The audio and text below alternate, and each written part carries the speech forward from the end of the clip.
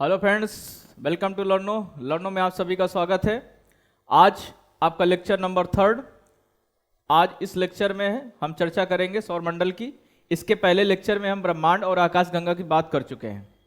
आप अगर ये लेक्चर आप पहली बार देख रहे हो तो आप पिछले 2 वीडियो आप देख लीजिए, उसके आगे आप इसको देखना शुरू करिए, क्योंकि ज्योग्राफी का फाउंडेशन बैच है और इसमें हम भौतिक भूगोल के विषय में बात कर रहे हैं, जिसमें टॉपिक आपका ब्रह्मांड और आकाशगंगा कवर कर चुके हैं। इसके साथ ही आज हम बात करेंगे सौरमंडल की। तो समझते हैं आज हम कि ये क्या सौरमंडल क्या है। ठीक है, तो सौरमंडल के विषय में समझते हैं। तो देखिए सौरमंडल क्या है। जैसा कि आपको पता होगा, आपने पढ़ा भी होगा, किताबों में जानकारी ली होगी, सभी लोग कभी ना कभी आप पिछली क्लास में इसे पढ़ चुके हो। सौरमंडल, सोलर सिस्टम, सौर मंडल, सूर्य और उसका परिवार। तो सूर्य और उसका परिवार मतलब सूर्य और उसके चारों तरफ घूमने वाले ग्रह। अगर इसको चित्र के माध्यम से समझना चाहें तो हम आपको दिखाते हैं। जैसा कि ये आप एक चित्र देख पा रहे हो, तो यहां पर आप सेंट्रल में देख रहे होंगे सूर्य है। ठीक है, ये सूर्य है। सूर्य से थोड़ा सा आगे चलेंगे तो आपका पहला ग्रह क्या है? मरकरी है। पहला ग्रह आपका क्या है? मरकरी यानी बुध। और अगर आप थोड़ा सा और आगे चलेंगे तो दूसरा क्रम का जो हमारा दूसरे नंबर का जो हमारा ग्रह है वो क्या है? वीनस है। वीनस यानी शुक्र। आप तीसरे नंबर पे जाएंगे तो क्या देखेंगे? अर्थ, हमारी पृथ्वी। इसके बाद में मार्स, मंगल ग्रह दिखाई दे रहा है आपको। इसके बाद थोड़ा सा और आगे जाएंगे तो आपका चौथे क्रम का जो ग्रह है वो मिल रहा है आपको बृहस्पति। इसके बाद ये शनि, ये अरुण और वो वरुण।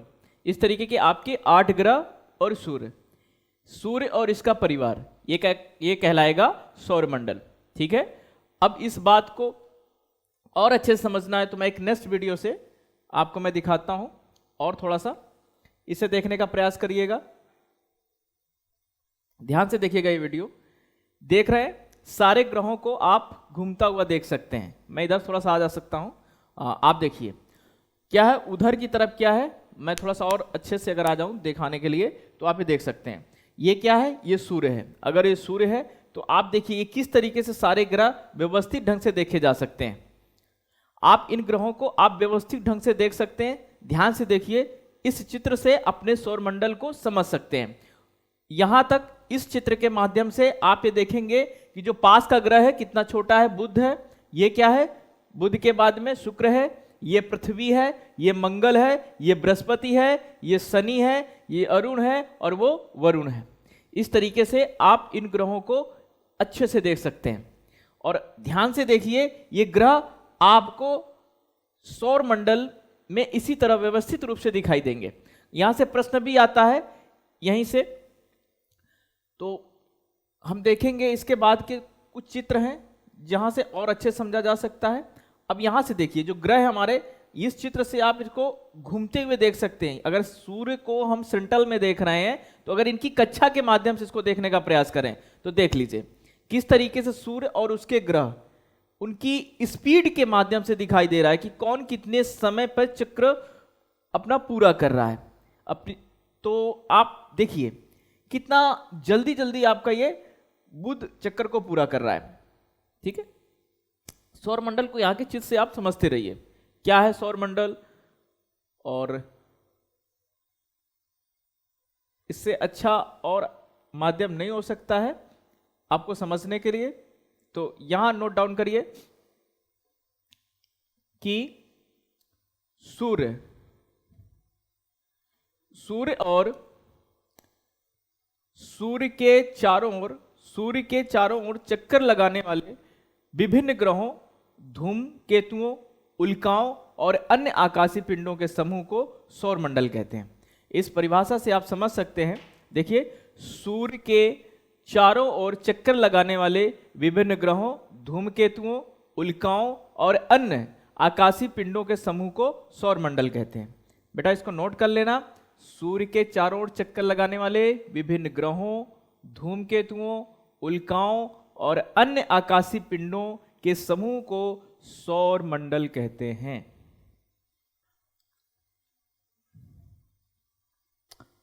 इस चित्र के माध्यम से भी आपको थोड़ा सा समझाने का प्रयास किया है ओवरऑल।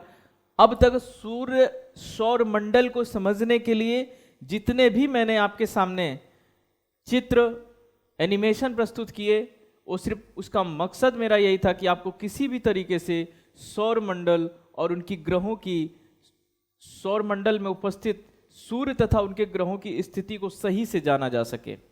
ठीक है, तो अब हम कुछ इसके तत्व पॉइंट देखते हैं सौर मंडल के। सौर मंडल के हमारे क्या क्या पॉइंट हो सकते हैं। सौर मंडल में क्या है, देखिए सौर मंडल में 8 ग्रह, सौर मंडल में 8 ग्रह हैं जो अंडाकार कक्षाओं में सूर्य के चारों ओर घूम रहे हैं, जिसमें से बुध, शुक्र, पृथ्वी, मंगल, बृहस्पति, शनि, अरुण और वरुण, ये इन ग्रहों के नाम हैं। बेटा अंडाकार पथ का क्या मतलब है? अंडाकार पथ का मतलब है कि कोई ग्रह दीर्घ वृत्ताकार कक्ष में क्या करेगा, चक्कर लगाएगा, और ये आकार कैसा बन रहा है, जैसे एक अंडे का आकार होता है, तो ये परिपथ कैसा कहलाएगा, अंडाकार परिपथ कहलाएगा। इस बात को ध्यान रखना। सौर मंडल में 9वां ग्रह, सौर मंडल में 9वां ग्रह प्लूटो था, लेकिन 2006 में वैज्ञानिकों ने प्लूटो को ग्रह की श्रेणी से हटा दिया। कब? 2006 में। निकटतम 4 ग्रह बुध, शुक्र, पृथ्वी और मंगल को स्थलीय ग्रह, पार्थिव ग्रह कहा जाता है, जिसका अर्थ है कि उनके पास एक कठोर चट्टानी सतह है। सौर मंडल के सबसे दूर के 4 ग्रह जैसे बृहस्पति, शनि, अरुण, वरुण को गैसीय ग्रह कहा जाता है। इसको चित्र से समझने का प्रयास करिएगा। देखिए बिल्कुल ही नहीं आपको परेशान होना है। जैसे हम इसको देख रहे हैं, अगर हम यहां देखते हैं तो यहां पर क्या है, 1 2 3 4, ये 4 ग्रह हैं, और 4 ग्रह जो ये अंदर वाले ग्रह हैं, इनको क्या बोलते हैं, इनको बोलते हैं चट्टानी ग्रह, और इनको कौन से बोलते हैं, गैसीय ग्रह। क्यों बेटा? इन दोनों में एक याद रखना कि यहां पर एक पट्टी है, यहां पर एक पट्टी है जिसे क्षुद्र ग्रह पट्टिका कहते हैं, जो मंगल और बृहस्पति के बीच में पाई जाती है, और यहीं से हम क्या करते हैं, इन ग्रहों को आंतरिक ग्रह, और जो बाकी के ग्रह हैं 4 उनको बाह्य ग्रह कहते हैं। आंतरिक ग्रह हमारे चट्टानी ग्रह हैं, ठोस हैं, और जो बाहर के ग्रह हैं वो गैसीय ग्रह हैं, उसमें गैस की मात्रा अधिक है। इस तथ्य को याद रखना है, यहां से क्वेश्चन पूछा जाता है। इसके बाद में बेटा हम चर्चा करेंगे और कुछ तथ्य की। शुक्र व अरुण को छोड़कर, पॉइंट नोट करिएगा, शुक्र व अरुण को छोड़कर, शुक्र व अरुण को छोड़कर अन्य सभी ग्रह सूर्य की परिक्रमा पश्चिम से पूर्व दिशा में करते हैं, जबकि सूर्य और अरुण सूर्य की परिक्रमा पूर्व से पश्चिम दिशा की ओर करता है। बात समझिएगा, हम बाकी ग्रह क्या कह रहे हैं कि शुक्र और अरुण को छोड़कर सभी ग्रह पश्चिम से पूर्व, पश्चिम से पूर्व का मतलब क्या है, पश्चिम से पूर्व ऐसे ग्रह करेंगे, और बाकी ग्रह कैसे, आपका शुक्र और अरुण कैसे घूमेगा, जस्ट इसका उल्टा घूमेगा। ये आपको समझना है कि 2 ग्रह पूर्व से पश्चिम घूमते हैं, बाकी ग्रह पश्चिम से पूर्व घूमते हैं। कौन ग्रह पूर्व से पश्चिम घूमते हैं, तो पूर्व दिशा में, जबकि शुक्र और अरुण कैसे घूमते हैं, पूर्व से पश्चिम। तो कौन कौन से 2 ग्रह होंगे, एक शुक्र होगा और दूसरा अरुण होगा। इसके बाद में बेटा बुध, शुक्र, पृथ्वी और मंगल आंतरिक ग्रह के अंतर्गत आते हैं, जबकि भारी पदार्थों से बने हैं। जो आंतरिक ग्रह हैं कौन कौन, शुक्र, बुध, पृथ्वी, मंगल, ये भारी पदार्थों से बने हैं, जबकि बृहस्पति, शनि, अरुण व वरुण बाह्य ग्रहों से आते हैं, जो कि हल्के पदार्थों से बने हैं। इसके बाद में बृहस्पति, शनि, अरुण व वरुण को आकार में बड़े होने के कारण इन्हें ग्रेट प्लेटनेस भी कहा जाता है। क्वेश्चन आएगा कि ग्रेट प्लेटनेस किसे कहा जाता है, तो ग्रेट प्लेटनेस कहा जाता है बृहस्पति, शनि, अरुण व वरुण का। क्यों? क्योंकि ये आकार में बड़े होते हैं।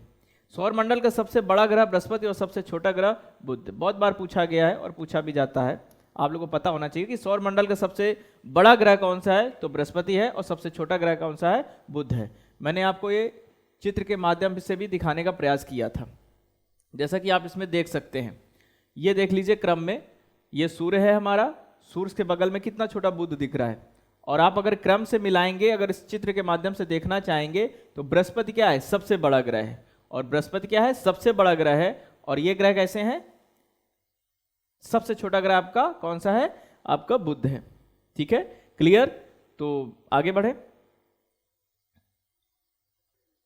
डाटा नोट करते रहिएगा, समझते रहिएगा आप लोग। शुक्र व अरुण को छोड़कर अन्य सभी ग्रह सूर्य की परिक्रमा पश्चिम से पूर्व दिशा में करते हैं, जबकि शुक्र व अरुण सूर्य की परिक्रमा पूर्व से पश्चिम की दिशा में करते हैं। इसके बाद में बुध, शुक्र, पृथ्वी और मंगल आंतरिक ग्रहों के अंतर्गत आते हैं, जब जो कि भारी पदार्थों से बने हैं, जबकि बृहस्पति, शनि, अरुण व वरुण बाह्य ग्रहों में आते हैं, जो कि हल्के पदार्थों से बने हैं।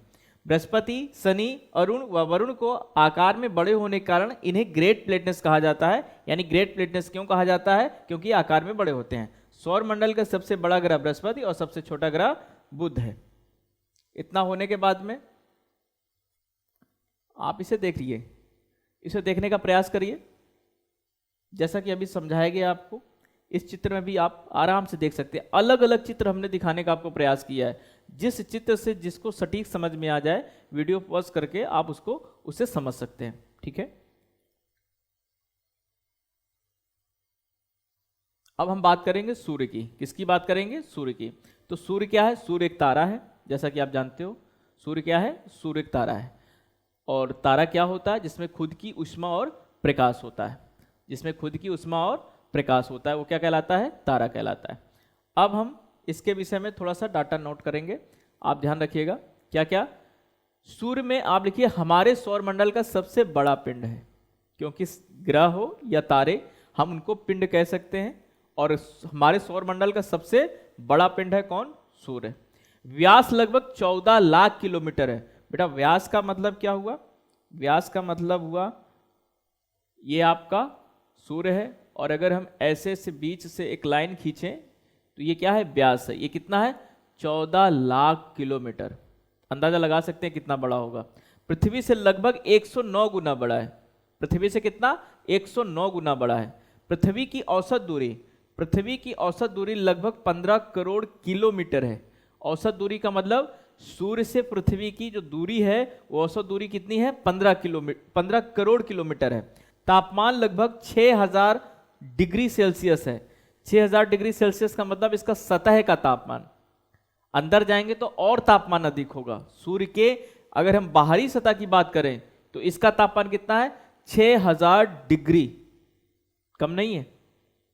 पृथ्वी तक प्रकाश पहुंचने में औसतन 8 मिनट 22 सेकेंड लगते हैं। कितना लगता है, 8 मिनट 22 सेकेंड। क्या लगता है, यह समय है पृथ्वी में सूर्य के प्रकाश को पहुंचने में। मान लीजिए सूर्य है ये, अब ये पृथ्वी मान लेते हैं, तो यहां से जो प्रकाश यहां तक पहुंचता है, तो इसको पहुंचने में जो समय लगता है वो टोटल समय है 8 मिनट 22 सेकेंड। ठीक है,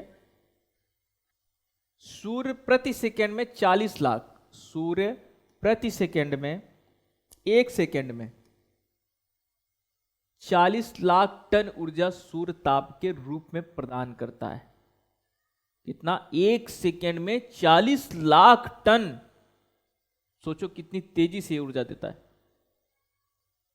सूर्य की कुल आयु लगभग 10 अरब वर्ष तथा वर्तमान आयु 4.7 अरब वर्ष है। जब हम तारा बता रहे थे तो आपको बताया होगा कि एक औसत तारे का जो आयु होती है वो कितनी होती है, वो आयु होती है 10 अरब वर्ष। कितनी होती है, 10 अरब वर्ष। और इसके बाद इसमें क्या होता है, सुपरनोवा विस्फोट होता है जाकर के 10 अरब वर्ष के बाद में। तो वही तारा आपका, मैंने बोला था, न्यूट्रॉन में बदल जाता है, पल्सर, क्योसर, इस तरीके से ब्लैक होल में बदलता है। और जो सूर्य से 1.5 गुना है वो इसकी स्थिति है, तो उसमें सुपरनोवा विस्फोट होता है। अगर हम बात करें सूर्य के आकार के तारों की, तो ये क्या बनते हैं, श्वेत बावन बनते हैं या ब्लैक, काले बावन बनते हैं। ये आपने पिछली क्लास में पढ़ा था। ठीक है, सूर्य का सबसे निकटतम तारा प्रोक्सिमा सेंचुरी है। सूर्य का सबसे निकटतम तारा कौन सा है, प्रोक्सिमा सेंचुरी है। ये डाटा आपको याद रखना है। तो अभी हम बात कर चुके हैं सूर्य के विषय में, तो सूर्य के रासायनिक संगठन की बात करेंगे। तो सूर्य के रासायनिक संगठन में हम ये बात करेंगे कि कौन कौन सी गैस इसमें है या सूर्य में कौन सा पदार्थ पाया जाता है। तो सूर्य का रासायनिक संगठन है, इसे आप इस तरीके से देखिए, कॉपी पे नोट कर निकाल लीजिए, नोट डाउन करते जाइए, एक एक पॉइंट छूटेगा नहीं बिल्कुल। और यहाँ से जो कुछ भी मैं नोट करा रहा हूँ ये मान के चलिए एग्जाम में बिल्कुल आने वाला है और यहीं से पूछा जाता है। तो रासायनिक संगठन में बात अगर करेंगे तो रासायनिक संगठन, ये सूर्य का आपका डाटा मैंने अभी पहले बताया।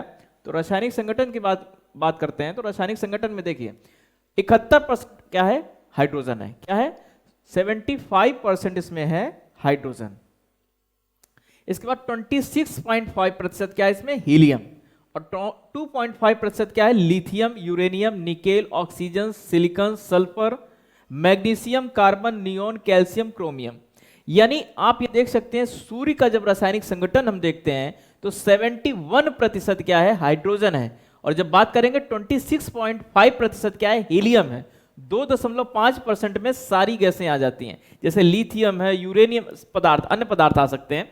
लिथियम है, यूरेनियम है, निकेल है, ऑक्सीजन है, सिलिकॉन है, सल्फर है, मैग्नीशियम है, कार्बन है, नियोन है, कैल्शियम है, क्रोमियम। नोट कर लीजिए। अब सूर्य के विषय में और हम डाटा आपको प्रोवाइड कराते हैं, बताते हैं उसके विषय में। बने रहिए यूं ही वीडियो में, सब कुछ आपको आज कवर कराना है।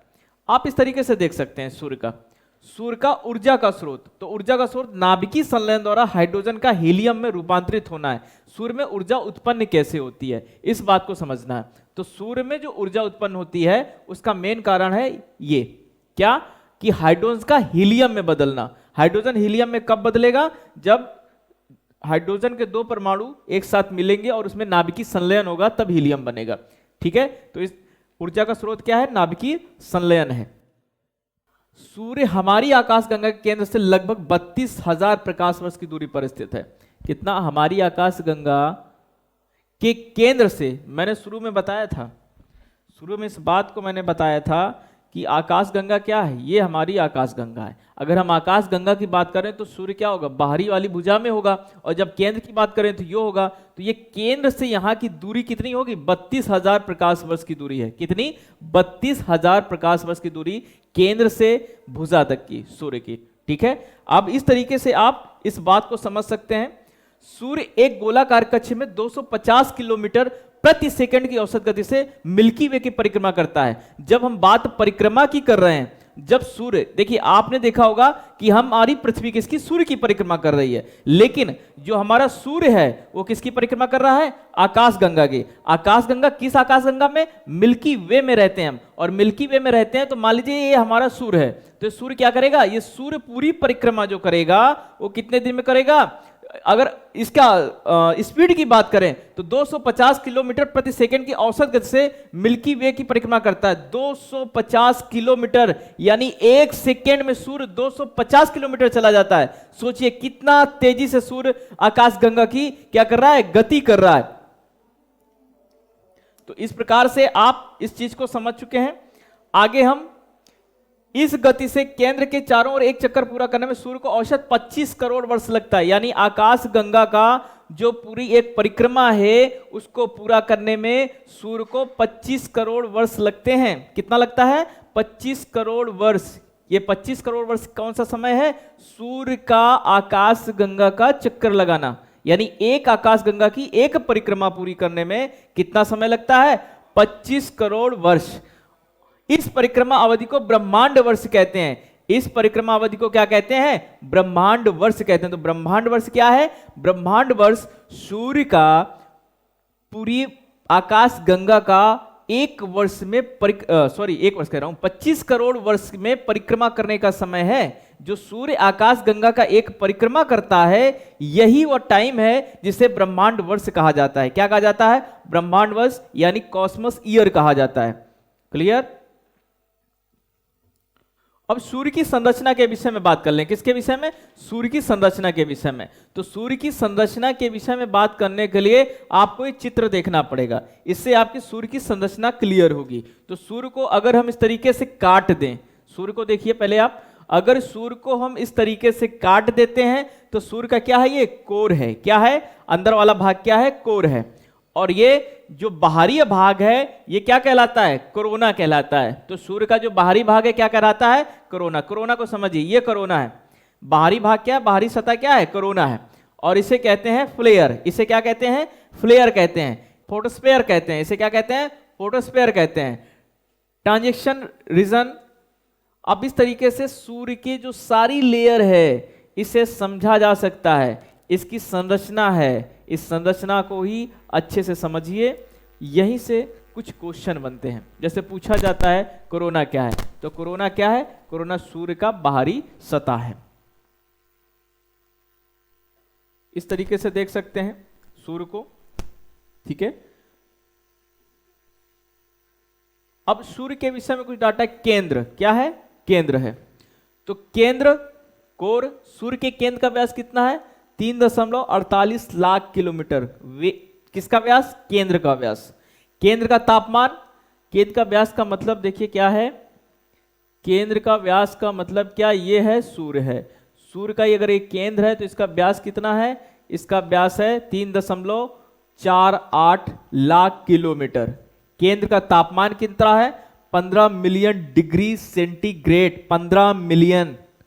फलस्वरूप यहां पर सभी पदार्थ प्लाज्मा अवस्था में बदल जाते हैं या प्लाज्मा अवस्था में रहते हैं। प्लाज्मा अवस्था क्या है? जब अत्यधिक गर्म होगी या ताप अधिक होगा तो वस्तु न तो ठोस होगा और न ही द्रव होगा, न ही गैस की अवस्था में होगी। उसकी अवस्था जो होगी वो क्या होगी? प्लाज्मा अवस्था होती है। प्लाज्मा अवस्था पदार्थ की चौथी अवस्था होती है। केंद्र में नाभिकीय संलयन की क्रिया होगी। केंद्र में क्या होगा? नाभिकीय संलयन की क्रिया होगी। विकिरण मेखला। विकिरण मेखला, इस मेखला की चौड़ाई 3.8 लाख किलोमीटर है। विकिरण मेखला केंद्र को चारों ओर से ढके हुए। विकिरण मेखला क्या है? केंद्र को चारों ओर से ढके हुए है। कौन सी? विकिरण मेखला। इसको क्या बोलते हैं? रेडिएटिव जोन बोलते हैं। क्या बोलते हैं? रेडिएटिव जोन बोलते हैं। इसे आप यहां देख सकते हैं, यह है विकिरण मेखला। क्या है ये? विकिरण मेखला है। विकिरण मेखला मतलब रेडिएटिव जोन, ठीक है। ये सूर्य का है।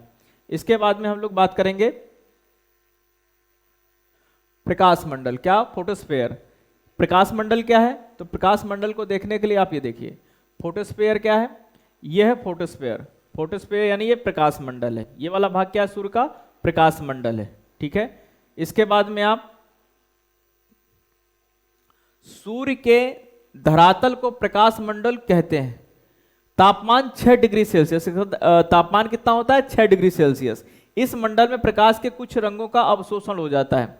यहां पर क्या होता है? प्रकाश के कुछ रंगों का अवशोषण हो जाता है। यहां पर प्रकाश के रंगों को अवशोषण होता है। यहां काली रेखाएं दिखाई देने लगती हैं जिन्हें फ्रॉनहोफर रेखाएं कहते हैं। जो प्रकाश का अवशोषण होता है कहां पर? फोटोस्फीयर में, यानी प्रकाश मंडल पे जो काली रेखाएं दिखाई देती हैं उनको क्या कहते हैं? फ्रॉनहोफर कहते हैं। काली रेखाओं क्या कहते हैं? फ्रॉनहोफर। काली रेखाओं क्या कहते हैं? फ्रॉनहोफर कहते हैं, ठीक है। अब बात आती है सौर कलंक की। किसकी बात आती है? सौर कलंक की। तो फोटोस्फीयर में पाए जाते हैं। ये कहां पाए जाते हैं? फोटोस्फीयर, यानी जो सूर्य का धरातल है तो उसमें क्या पाए जाते हैं? काले धब्बे। क्या पाए जाते हैं? काले धब्बे। ये काले धब्बे ही सौर कलंक हैं। क्या है? सौर कलंक हैं।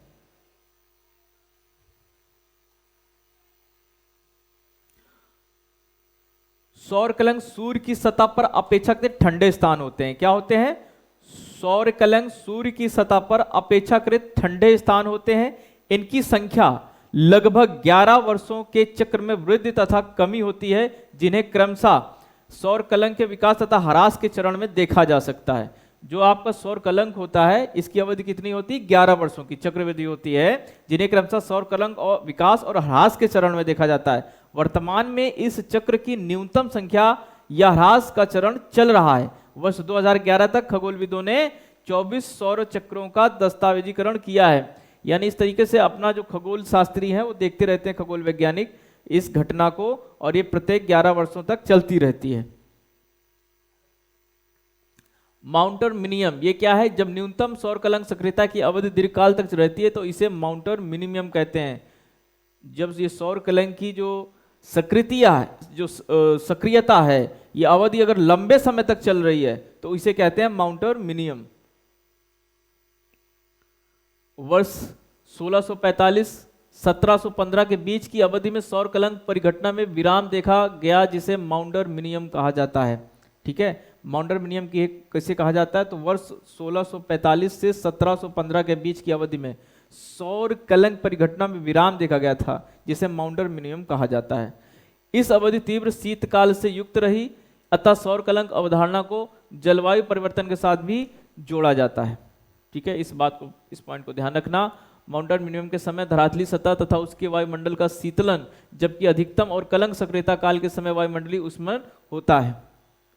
मिनिमम के समय क्या होता है, धरातली सतह तथा उसके वायुमंडल का क्या हो जाता है, शीतलन होता है, यानी जो तापमान है उससे थोड़ा सा कम होता है। शीतलन मतलब ठंडा नहीं होता है, सूर्य का जो तापमान है ठंडा नहीं होगा, कुछ उसका जो तापमान है वो तापमान कम होगा उस तापमान के कंपेयर। जैसे फोटोस्फीयर का तापमान होता है 6000 डिग्री सेल्सियस, तो थोड़ा सा कम होगा, मैं मान लेते हैं 5500 हो गया, तो इसे शीतलन बोल दिया उसकी अपेक्षा, वरना उसे वहां पर ठंडा नहीं होता, ये मत सोच लीजिएगा। जबकि अधिकतम सौर कलंक सक्रियता काल के वायुमंडलीय ऊष्मन होता है, जो सक्रियता होती है उसमें क्या होता है, जो 6000 का तापमान है डिग्री सेल्सियस का, उससे थोड़ा सा अधिक होगा।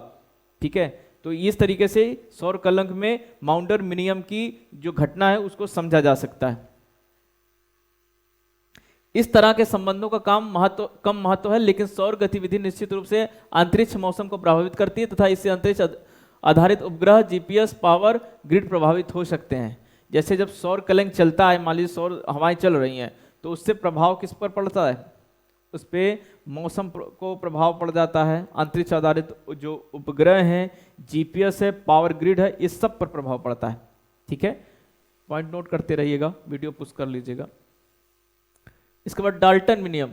ये डाल्टन मिनियम क्या है, यह वर्ष 1790 से 1830 के बीच की अवधि है, जिसने सौर कलंक की तीव्रता कम नहीं, परंतु इस अवधि में सौर कलंकों की संख्या माउंटर मिनियम से अधिक थी।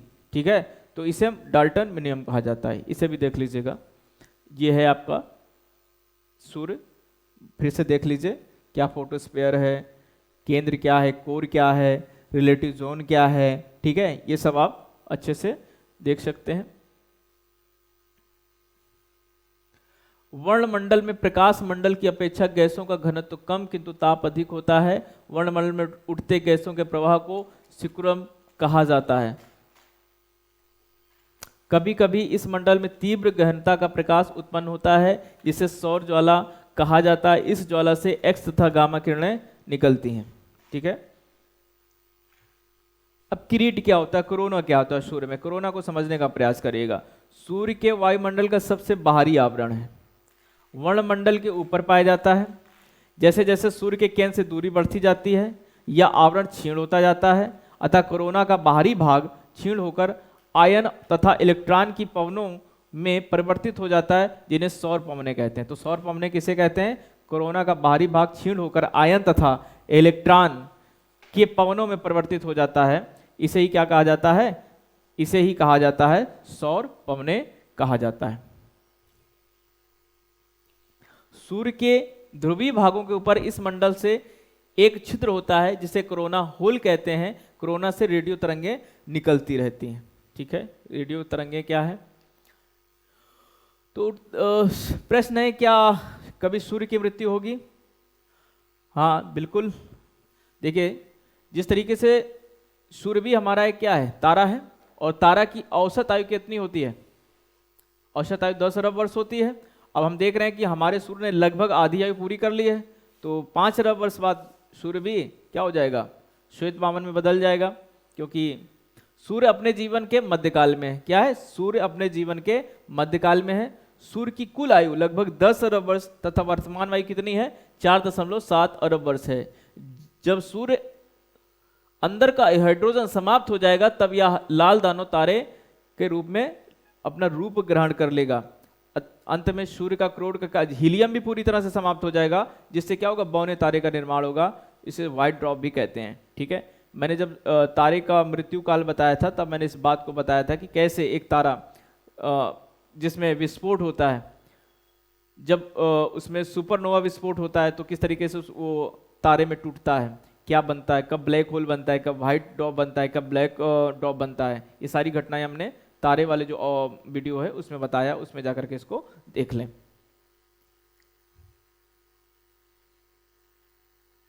इस चित्र से देख सकते हैं किस तरीके से एक जो तारा बनेगा, ठीक है, निहारिका से एक तारा बनेगा, तारा से कैसे ये आपका सूर्य है, ये अभी इस पीरियड पे सूर्य है, ठीक है, आगे जाकर के ये इस तरीके से बदल जाएगा और क्या होगा, इसमें एक विस्फोट होगा और सूर्य समाप्त हो जाएगा।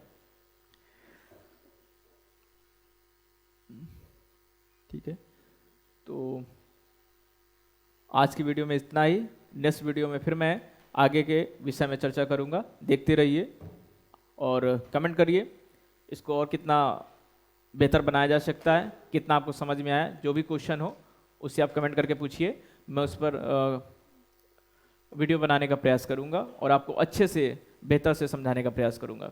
नेक्स्ट वीडियो देखने के लिए वेट करिए, जल्द ही नेक्स्ट वीडियो में आते हैं। धन्यवाद।